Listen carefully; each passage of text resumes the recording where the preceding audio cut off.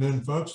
I'm Solomon Lass, President of the World Affairs Council here in Greater Reading, and we're very happy to be welcoming today James Garrett. That name will ring a bell with you if you remember our January newsletter when he reported in that newsletter on his trip to Qatar this past November. At any rate, James is a 21-year-old student, just newly minted, graduate of Penn State University this past Saturday, with a degree in political science and a minor in history. And as I've indicated, he was one of 9 students to receive a student leadership mission scholarship from the Embassy of the State of Qatar. And he traveled there in 2021 to Doha with World Affairs Council of America President Bill Clifford. He'll share about that trip, and it's what has brought James to us today to speak specifically to his interest in Qatar because of that involvement, and also more generally on the Middle East.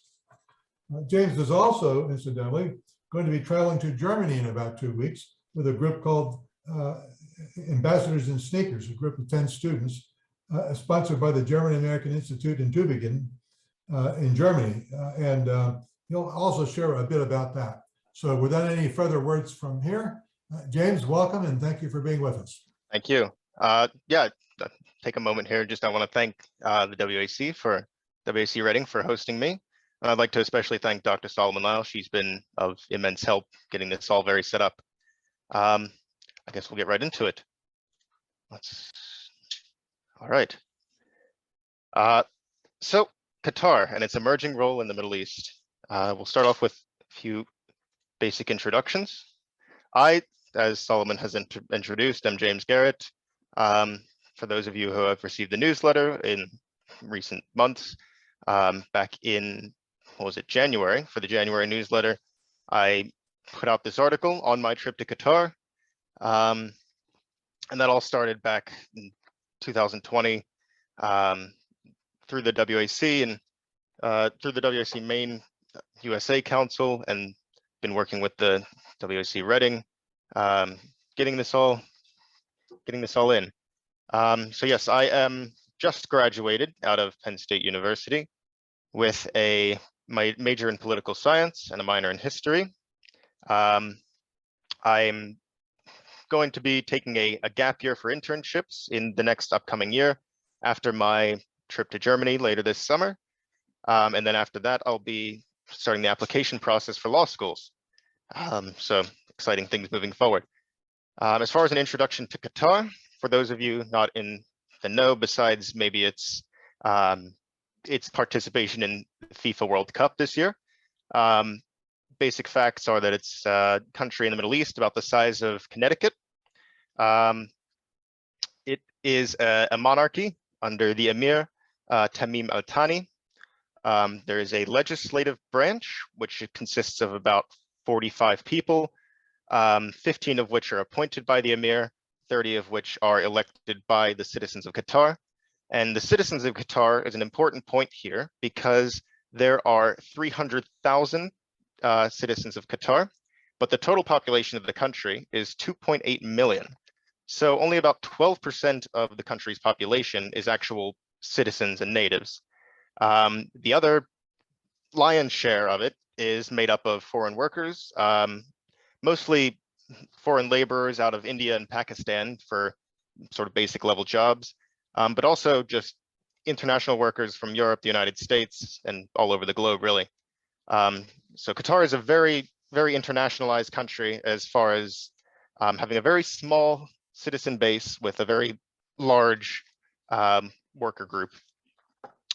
So the only land border that Qatar has is with Saudi Arabia to its immediate south.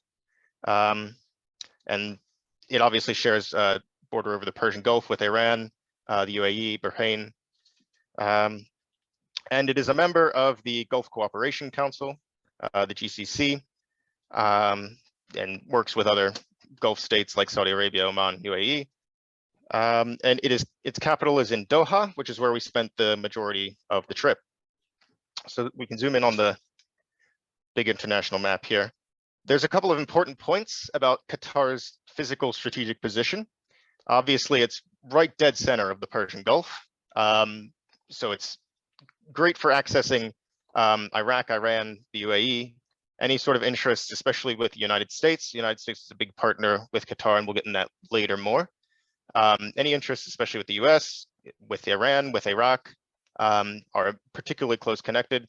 Iran, again, is just across the Persian Gulf. So any sort of threatening posturing can be met with American forces in Qatar. And Qatar is obviously also very close to Afghanistan and has played a significant role in the US involvement and subsequent withdrawal from Afghanistan. And we'll get into that a little bit later as well.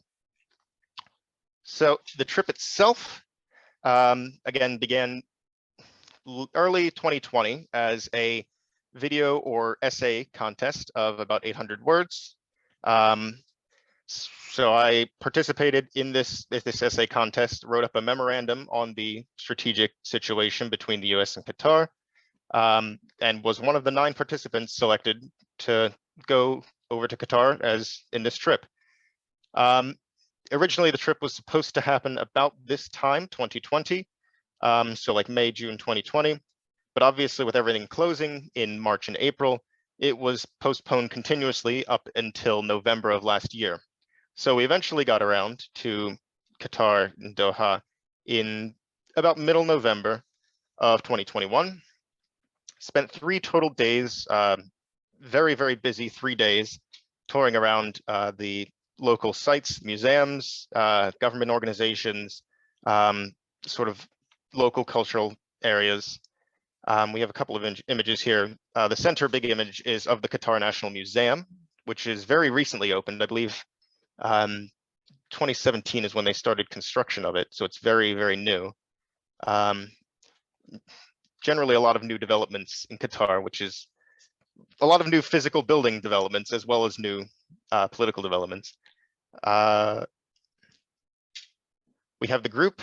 There are the 9 of us, as well as on the far left over there is the president of the WAC, Bill Clifford, who attended with us.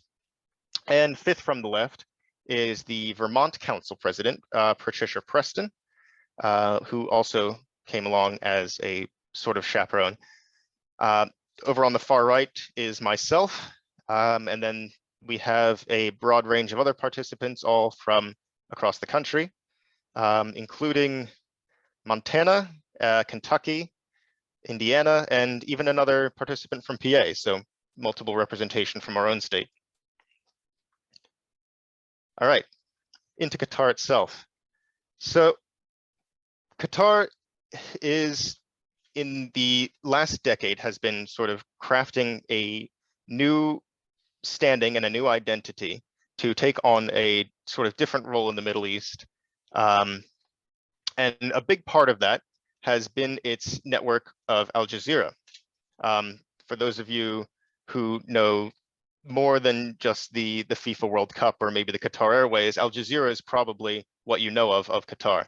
Obviously, it's one of the leading media outlets of the Middle East, especially, and including of the world now. They're expanding quite a bit around the world. And it's been quite the prodigal son of the Qatari sort of influence sphere. It was founded in 1996 and is a private foundation for public benefit. And that means that it effectively operates like a private media company, generates its own revenue and all this sort of stuff.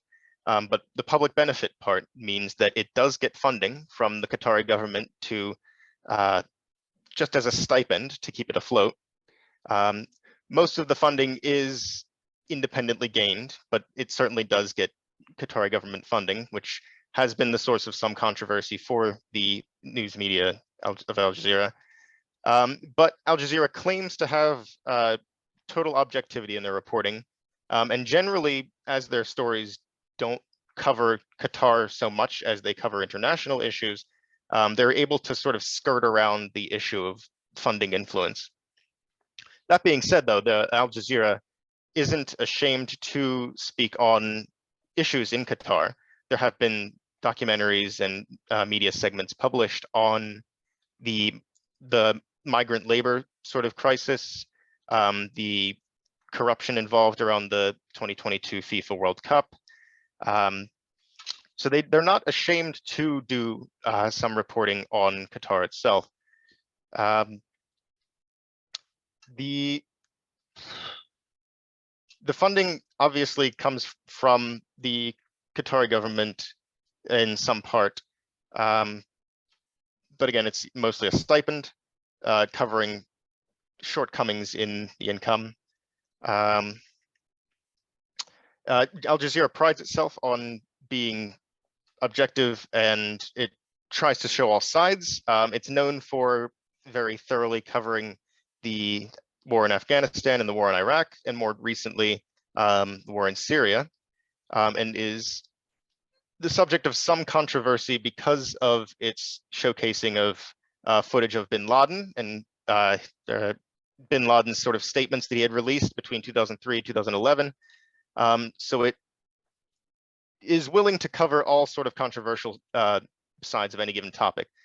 It is the second largest media organization as far as number of bureaus, the only organization larger being the BBC. In fact, the person who we met with on the trip, when we went to the Al Jazeera offices, was Giles Trindale, who's the head of the Al Jazeera English department, and who is a former former assistant somewhere on the BBC, who had transferred off the BBC to work with Al Jazeera about a decade ago, and he's now working as the head of the English department. So they are certainly putting themselves, trying to project themselves and expand themselves quite a bit larger. Also in the bottom left of the images is an Emmy Award, because the Al Jazeera Media Network had won an Emmy in 2015 for one of its documentaries, which was Miners Shot Down, which was about a South African mining revolt that Al Jazeera covered quite extensively, or a subgroup of Al Jazeera covered quite extensively, and so they were able to get an Emmy for that. Besides the media, the other big important development in recent Qatar is big diversification of finances. Obviously, since the 1940s, the 1940 discovery of oil in Qatar, the country has been very, very heavily dependent on its petrochemical exports. It's the leading natural gas exporter in the world, which has rocketed up the country up to be the richest country per capita between 2010 and 2012. It overtook Luxembourg in 2010 and has since been overtaken again by Luxembourg, who's once again in first.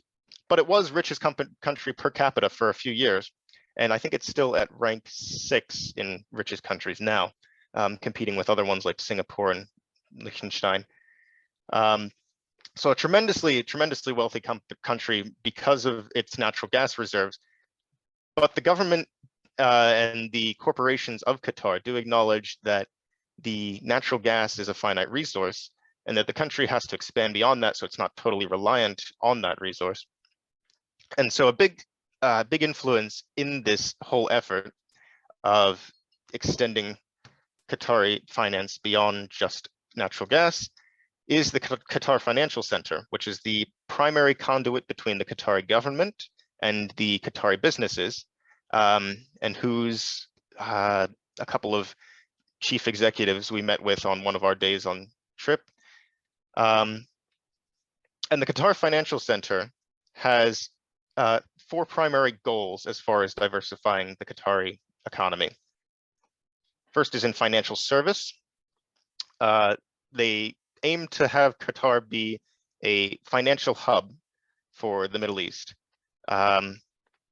It's a highly stable entrepot for the Middle East, a much more encouraging investment area than, say, Saudi Arabia or Oman.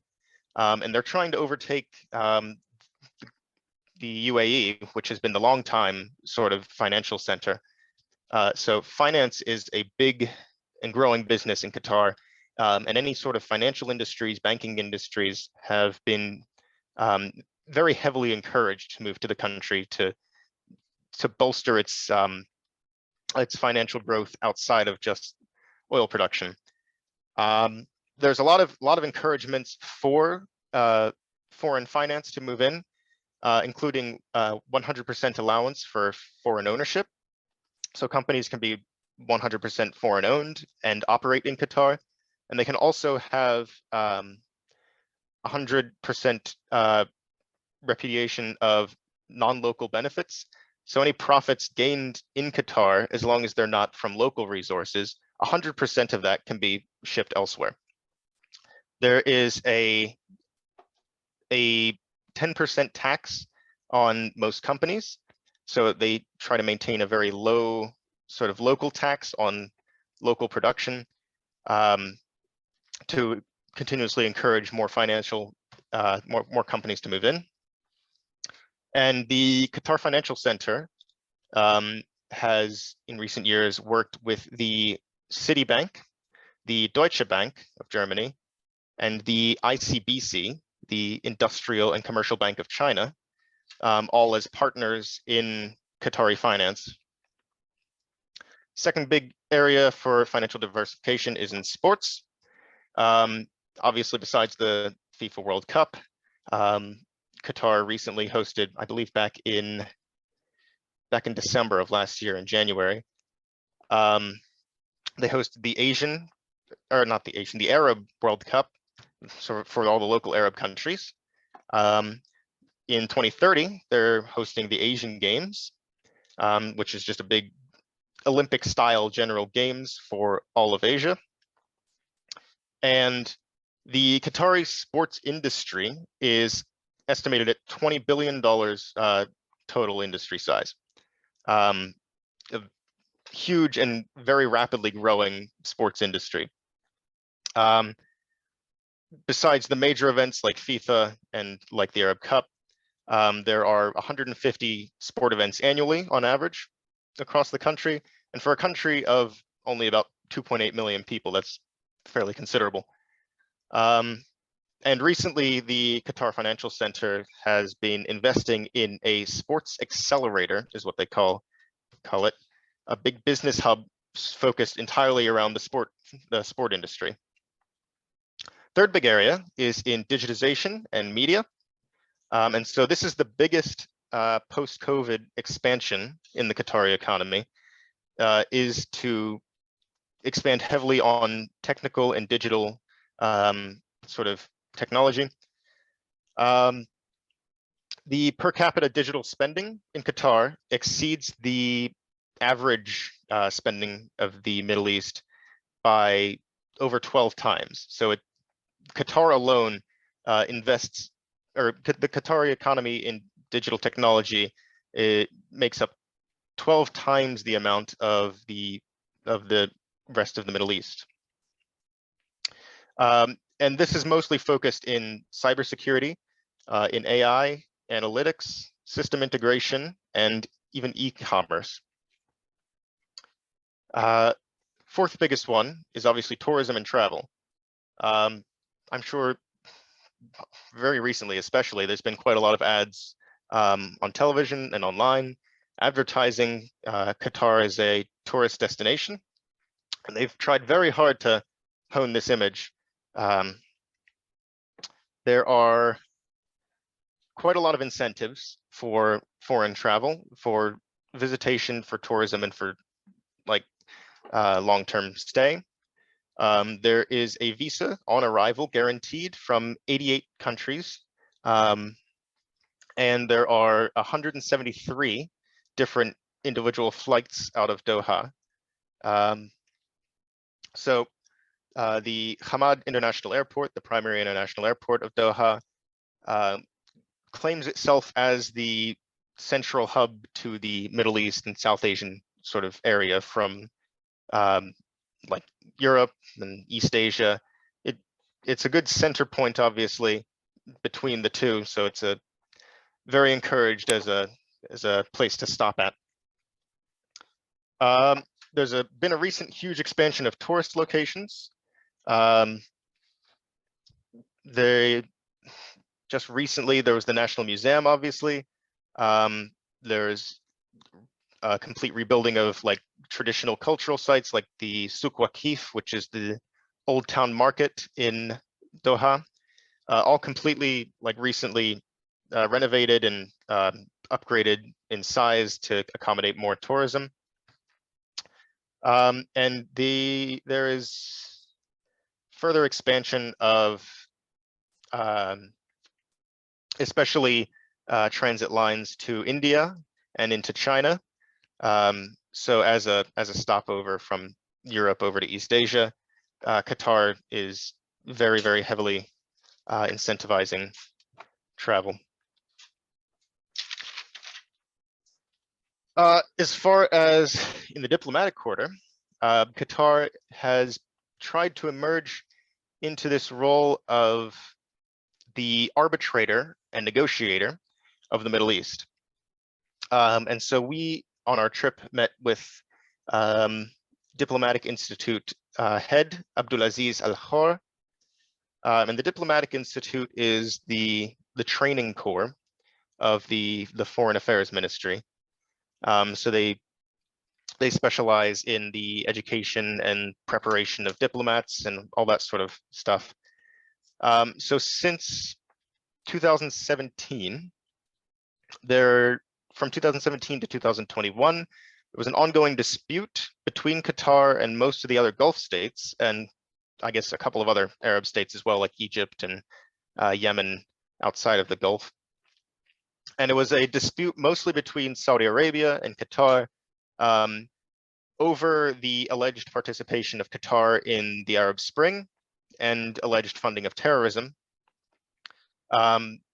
which basically resulted in an isolation of Qatar from the rest of the Arab Peninsula, the rest of the Arab world. There was a total blockade and shutdown from Saudi Arabia. The only land border accessing Qatar was closed for several years. Air travel was banned for several years over Saudi Arabia.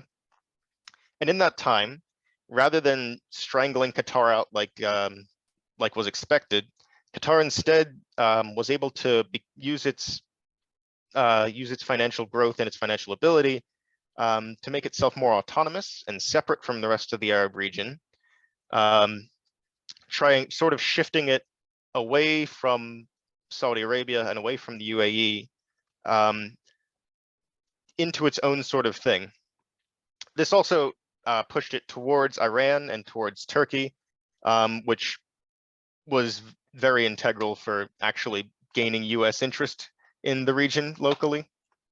Obviously, Qatar has been a long-time ally of the US, but the escalation of tensions with Saudi Arabia and the isolation of Qatar has really accelerated that development between the US and between Qatar.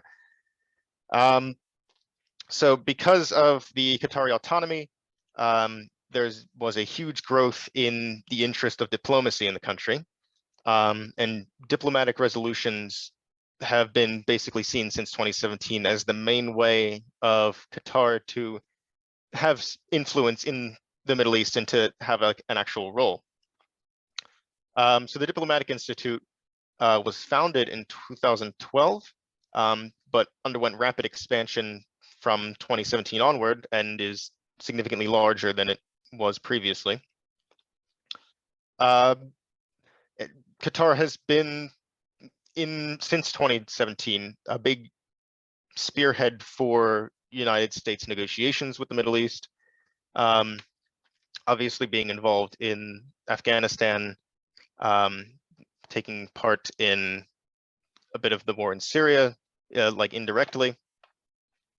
And you can see a couple of examples here. Even in 2008, Qatar worked as the arbitrator basically for the Lebanon crisis, and again did the same recently again with the Taliban negotiations between the US and the Taliban. So it's obviously taking on this role, especially recently, of being a big negotiator in the Middle East, trying to keep everyone sort of cooperative. because a cooperative Middle East is much more favorable to Qatar as a very small, very population narrow country. Having a more cooperative neighbors helps quite a bit. And in that is special cooperation with the United States. There's, since Desert Storm, which was really the first cooperation between the US and Qatar, there has been an ongoing sort of mutual benefit as far as military support and cooperative strategy. The Al Udeid Air Base is the largest air base in the Middle East for the US. And that's where we went on another day of travel. We had visited the base and we were able to see some of the new developments, because very recently, especially since 2017, Qatar has been heavily investing in its military relationship with the United States. The Al Udeid Air Base was expanded heavily starting 2017, and obviously the construction was still going on once we were there.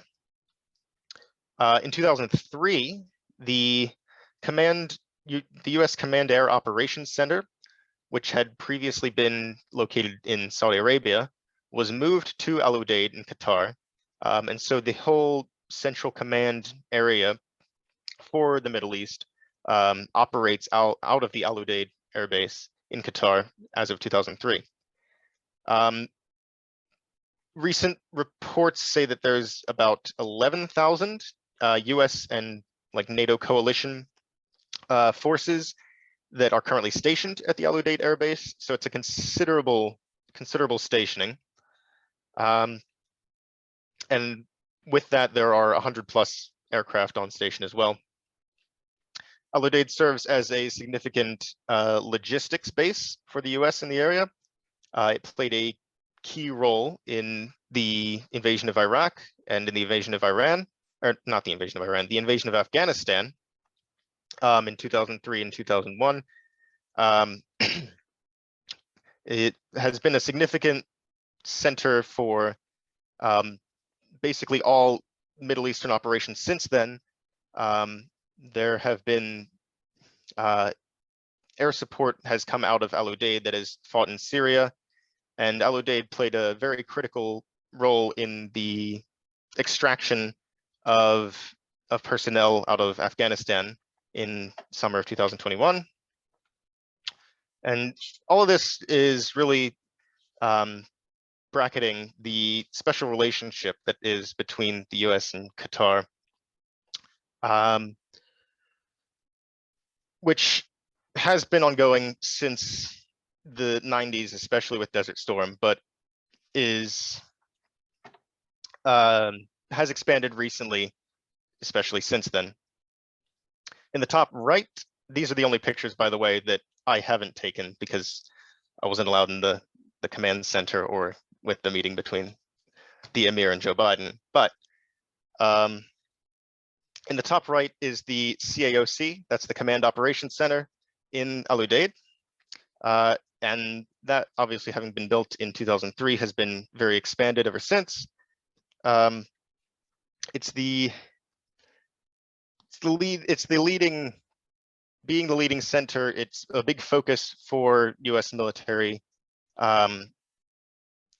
operations in the area. And with the expansion that has been going on, especially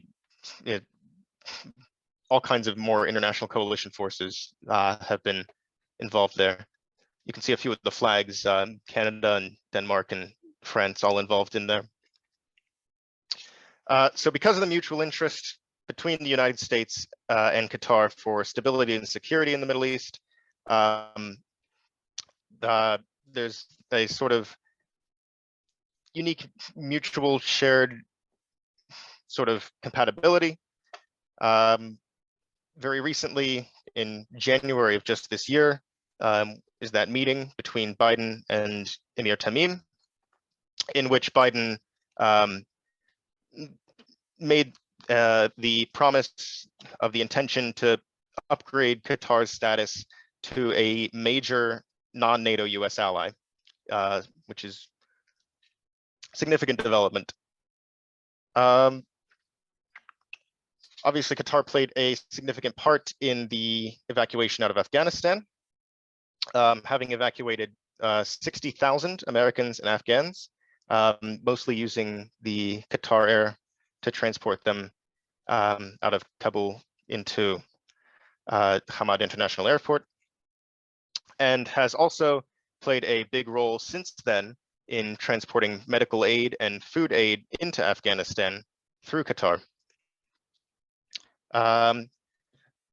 Also in Qatar is there's a Georgetown University campus that hosts about 400 students year round. And it is principally for those seeking an international, like an international foreign service degree. And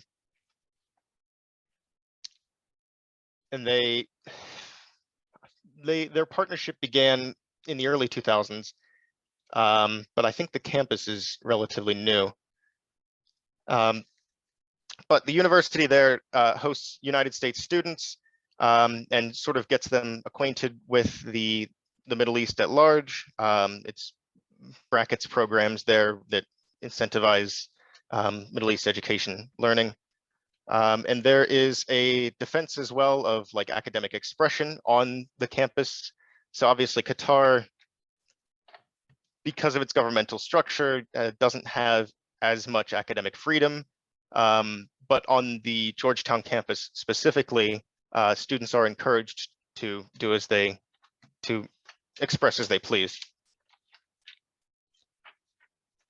Also, while we were there, in 2021, there was the United States Year of Culture. So every year, Qatar has hosted a Year of Culture since 2012. I believe it started with Japan in 2012, and it has gone through just different cultures of different countries.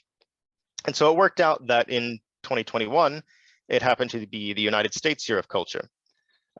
So especially building on with this recent friendship, the Year of Culture really exhibited US artists and US performers and all sorts of stuff.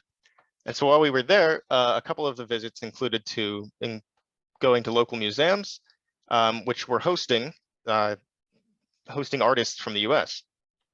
So on the right there, this was on the first day, is art from Jeff Koons, who's actually a local Pennsylvania resident from York, PA, who does sculpture in stainless steel of just giant balloon animals and other sort of like childhood stuff. And so that was quite exciting, going immediately on the first day off the plane right to this museum and seeing a Philadelphia local area artist. The other one on the other side is the artwork of Virgil Abloh, who is a street fashion designer. He was the Louis Vuitton menswear director from 2015 onward. And so he mostly did like streetwear artwork, like pop art type stuff. And it actually was rather interesting because shortly after the trip, on November 28th, Virgil Abloh actually died of a brain tumor just very, very recently after getting to go see his art. So it's interesting to see the cultural connection, not only strategic diplomatic connection that can be formed, but also the cultural connections formed between Qatar and the United States. And at this point, I can transfer it over to Q&As. Okay, James, thank you very much for that presentation. We're going to give you a short break for a minute or two to catch your breath while we talk about some upcoming programs. So this is our only presentation that's scheduled for May, but we have 3 programs scheduled next month in June. all virtual. The first is on June the 1st. The title of that program is Diversity in Israel with Gadar Kamal Murray. She is the Jewish state's first Druze emissary to the United States, based in Washington. Previously, she was elected to the Knesset as a member of the Blue and White Party, making history as the first Druze woman to become a member of the Knesset. So that's June 1st at 12 o'clock. Then on June the 8th, we have a presentation by Colonel Benjamin Ogden with the U.S. Army War College entitled Space Force. He is the Space Operations and Educational Officer at the U.S. Army War College. And this is an opportunity for us to learn more about our newest branch of the armed services. That's June the 8th at 12. And then finally in June, on the 22nd at noon, we have a program by Dr. Des Sierran Bostanci on the inclusion of refugees into the German educational system, lessons learned from 2015. Dr. Bostanci is a research assistant on democracy, transfer, and policy advice at the German Center for Integration and Migration Research. She did her PhD at Humboldt University in Berlin. Significantly, she comes from a Gastarbeiter family. She is of Turkish descent and obviously brings a very unique perspective to this whole issue of the integration of refugees into the German educational system. So very exciting program scheduled for June. Stay tuned for the balance of the summer. We have a number of programs that we're working on getting finalized. It is our intent to continue offering programs throughout the summer. They will continue to be virtual. We are currently trying to get back live for our first live luncheon program in September. More about that later. So that's where we are in terms of upcoming programs. At this point, I will turn things over to Saul, who will facilitate the Q&A. All right, well, thank you, David. And yes, let me join what David had just said. Thank you very much, James, for this very fine presentation. Strong academic component to it. You've obviously done your homework and you learned from your experience and have taken it on.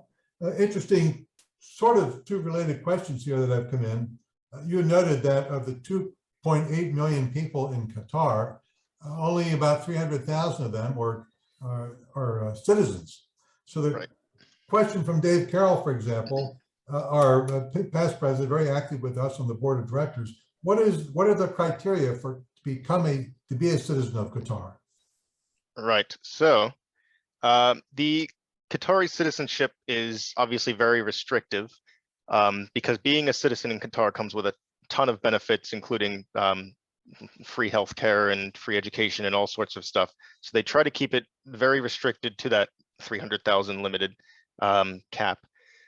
So to either you have to be born of Qatari descent or born in Qatar without like known parents, or you can apply for citizenship as long as I believe you have to be Muslim, have to speak either English or Arabic, and you have to have had some ownership of property in the country for more than 6 years.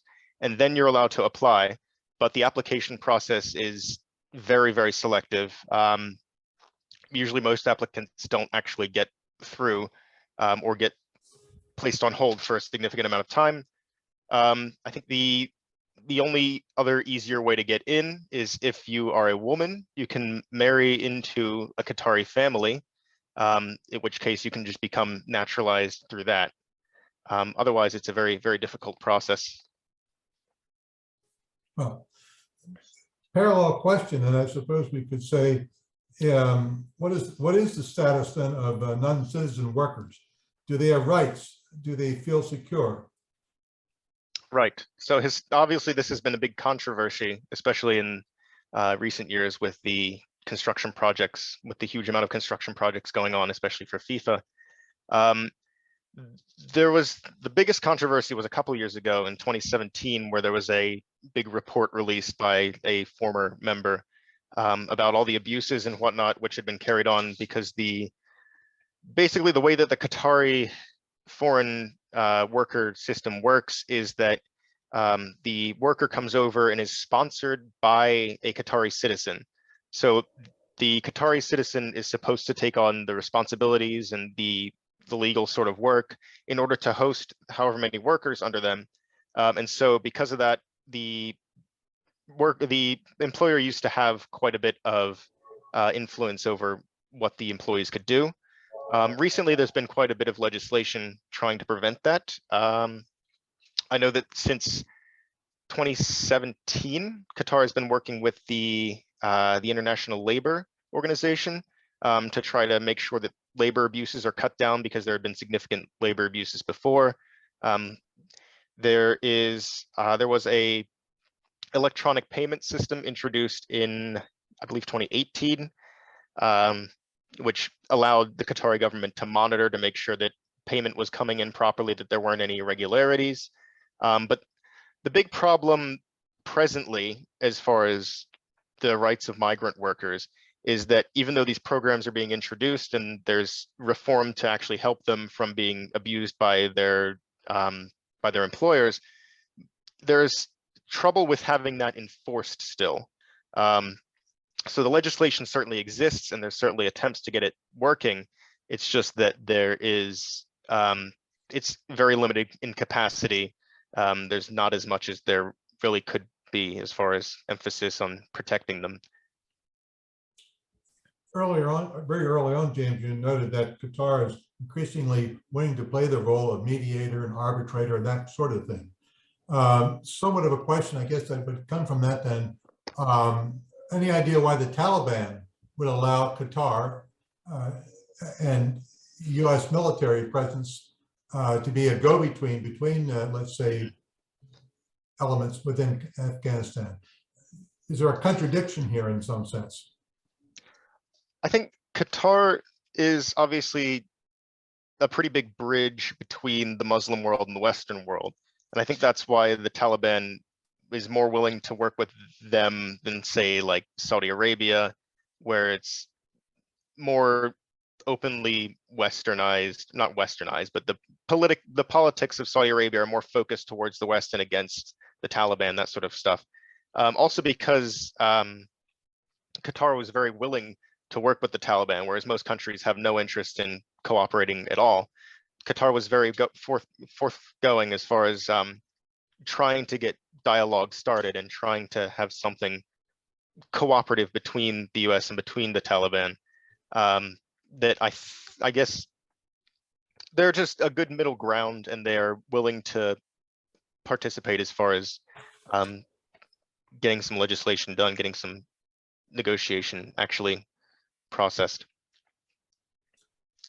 You noted that healthcare is guaranteed free healthcare for all Qatari citizens. What about the healthcare, general living conditions or standards of living for the people, the 2.3 million who are not citizens? Well,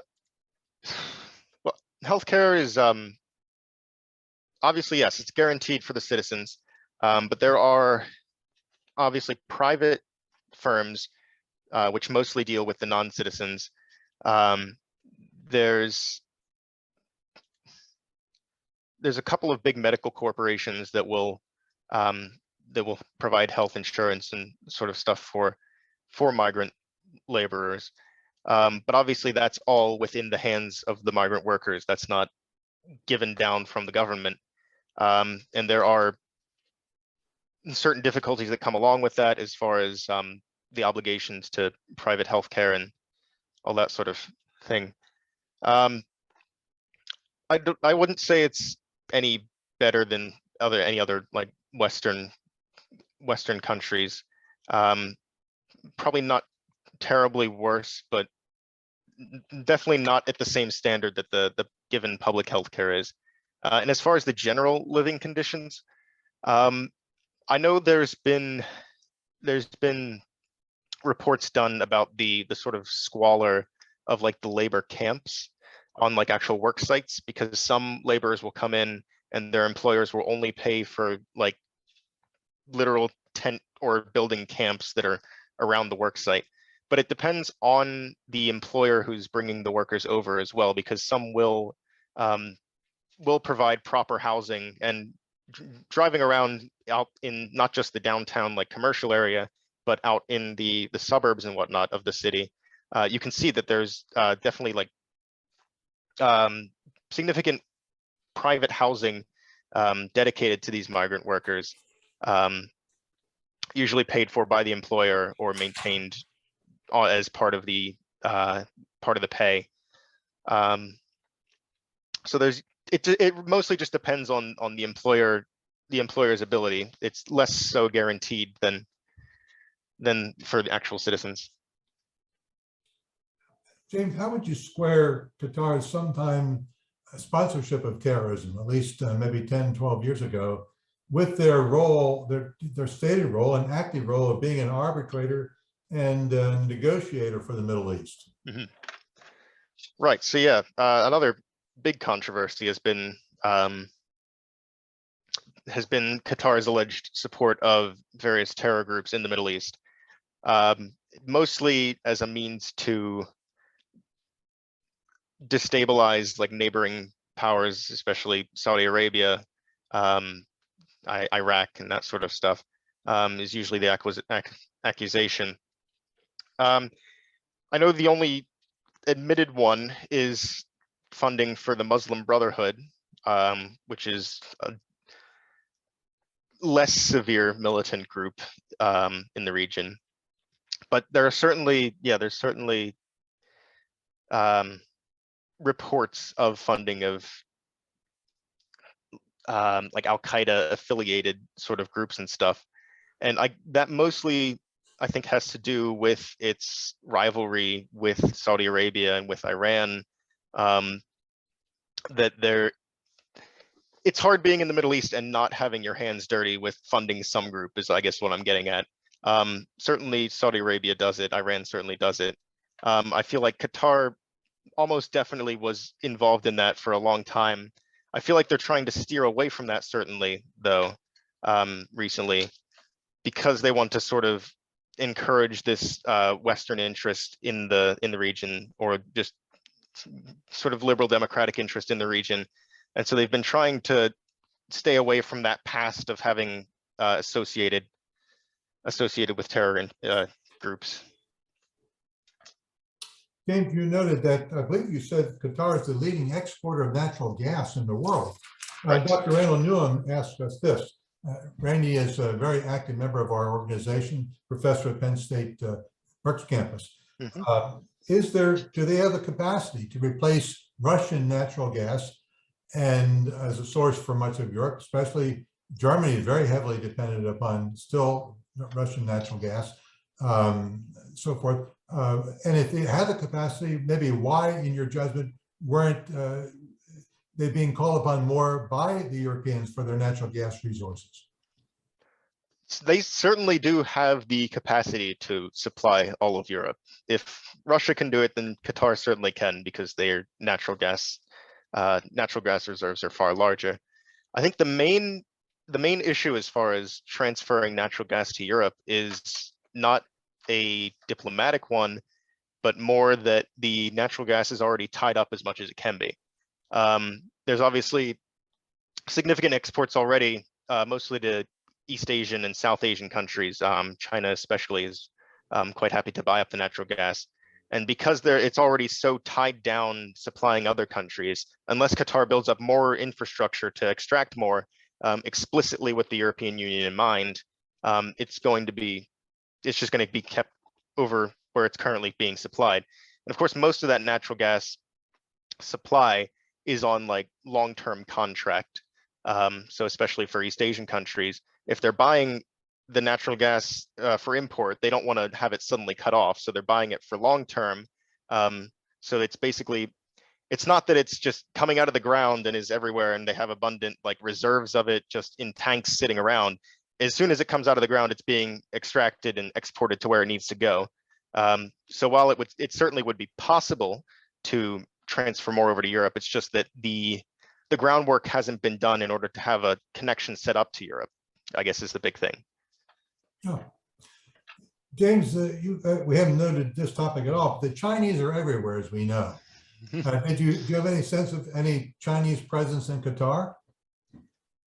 Certainly there is some influence. I personally, having been there, and I didn't see any like Chinese corporations or anything building up major towers or anything anywhere. But they certainly do have a presence, as they do in most places. Obviously, as I mentioned, the Industrial and Commercial Bank of China operates in cooperation with the Qatari government. Again, mostly for the natural gas exports over to China. And I think that's the real big connection with Qatar and China is in the natural gas exports, because it's such a key industry. But I don't think there's not really any, obviously there's no military presence there. There's a very small diplomatic presence there. It's not nearly so dedicated as a place like Pakistan would be for China. Yeah, it's just, it certainly has some economic influence, but not an overwhelming one. James, you sort of categorize their thrusts in the coming years financially or diplomatically, focusing a lot on developing sports as a source of income and tourism, whatever, becoming a financial center, I suppose, for the Middle East, expanding heavily in technology and digital media, and then tourism and travel. Any of those four that you think it's a particular note to further emphasize? I guess the biggest one, and the biggest one that the Qatar Financial Center certainly emphasized, is the financial sector, because finance is their main sort of, finance and digital finance especially, is their main sort of next step as far as how to diversify the economy. They're looking at models like Singapore, like Switzerland, and like Luxembourg, which expand their economy based on the financial sector, and based on financial holdings.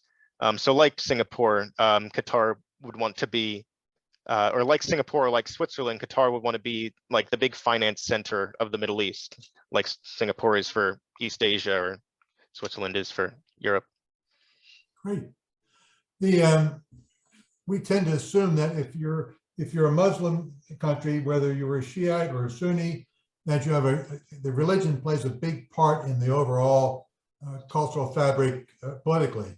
Do you have that sense about Qatar? Is the religious presence a driving force within the political scene? And maybe then ancillary to that might be, if so, what is the actual status of women in Qatar compared to the other half of the population?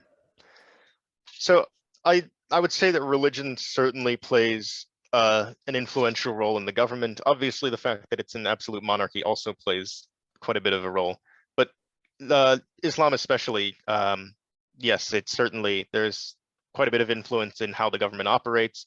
I think, like de jure, by law, they have Sharia as their main sort of governmental structure, but in actual function, it operates under a more sort of English common law system. So there's definitely influence as far as how the government operates, and sort of what practices happen in businesses and in government operations. Obviously, finances are a big tricky thing because handling money is a big problem in Islam. So there's very specific ways that the financial center cooperates with banks and whatnot. And with women as well, though, it's obviously significantly better than somewhere like Saudi Arabia. I would say maybe besides Turkey or other like European Islamic primarily countries, I would say Qatar is probably one of the better places for women, because of a big active encouragement for sort of equal representation at higher levels, certainly. There's definitely a divide between men and women politically. Men are certainly going to get more influence politically, but there has been a push, especially lately, to get more women involved in politics and in government sectors. I know Qatar was the first, I don't want to say first Islamic country, but probably the first country in the Middle East to have a woman win an election for its legislative council. I think that was back in 2003. And especially with the Qatar Financial Center, actually, in our meeting with the Qatar Financial Center, one of the, what was her title? The Deputy Chief Executive Officer. So one of the very, very high people in charge of the Qatar Financial Center is a woman. Al-Moud bint Hamid Al-Thani is very influential and is a woman in a pretty high position. And she was very happy to point out that I believe a small majority, I want to say 60 or so % of the companies that they work with in the Qatar Financial Center are actually woman-owned. So they were very, very happy to point that out. Wonderful. Well, we have a number of questions that have come in. We may not get to all of them, but maybe a good summary question is one that came in early. And then I'll ask you just to briefly talk about, if you will, the ambassadors and sneakers engagement.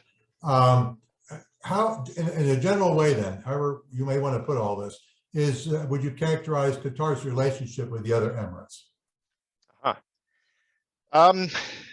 The current relationship is still stormy ever since the 2017 blockade started. I know the UAE still doesn't have an embassy with Qatar, as well as I think Yemen and maybe Sudan. Don't quote me on those other two. But I know the UAE certainly does not get along with Qatar still. The conflict between Saudi Arabia and Qatar was resolved in a big meeting back in 2021, where they sort of solidified the border and reopened travel and all that sort of stuff. But as far as the other Gulf countries, the UAE, Bahrain as well, it's a little bit more of a predicament. Obviously, across the Persian Gulf in Iran, Iran has been a long time, not rival, but certainly a threat on the border.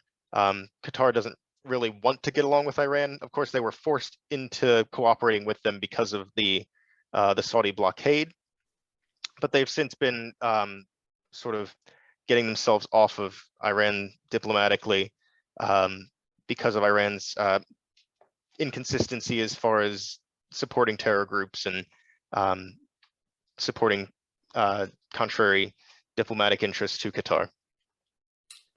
James, this has been just wonderful. So as a little summary here, well, may I just say personally, I'm a lifelong educator, and meeting someone like you, it gives me such great hope for this next generation of Americans coming up. And it's always been the case that we've had really good young people stepping forward within their generational cohort. You certainly are one of them. Now, James, we've recruited you for the Ambassadors and Sneakers program. It has very specific objectives, including bringing some students here in August. Could you just briefly characterize that? Sure. Yeah, the Ambassador and Sneakers program, as you mentioned at the very beginning, is a program sponsored by the University of Tübingen in Germany. And so their main goal is to foster, similar to the trip to Qatar, is to foster a relationship between the US and between Germany in the form of taking students from either side and getting them to acquaint with each other. So there are 12 students from local PA area who will be going over to Germany to meet with 12 students of this local Saarbrücken area. And so we'll be flying over there and we'll be staying there for 2 weeks, touring various cultural sites, of course, but also meeting with humanitarian organizations in Germany and meeting with various government positions in Germany. And then in reverse, we're going to bring the German students over to here, to Reading. They'll be staying at the Alvernia campus, and we will then host them here, showing them humanitarian work in the US, then down in Philadelphia and down in Washington, DC as well. So it's just a good cultural exchange between Germany and the US, shepherded by a whole bunch of students. Well, that exactly so. And folks, James is going to be the old man in the group. They extended the target age is usually 16 through 20, something like that. But because of COVID, we could expand the age group could be expanded a little bit. I know he's going to be looked upon as a leader for this endeavor as well. You've already outlined for us your probable path forward after a year or so to get you into law school. And obviously, I think everyone in this audience would join in saying, James, thank you so very much for your presentation today. We really appreciate it, and all good luck to you in your future endeavors. Thank you very much. Thank you for having me. Thank you, everyone.